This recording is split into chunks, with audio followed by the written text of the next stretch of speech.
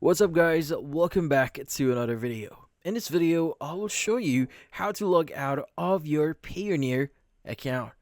So in this case, you might be wondering how do you exactly log out from your Payoneer account.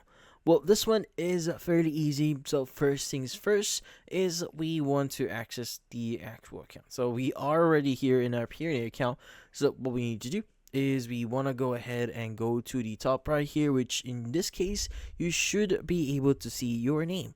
So from that top section, you want to go and click on the drop down option here, and once you click on it, you should be able to see three options. So we have settings, support center, and sign out.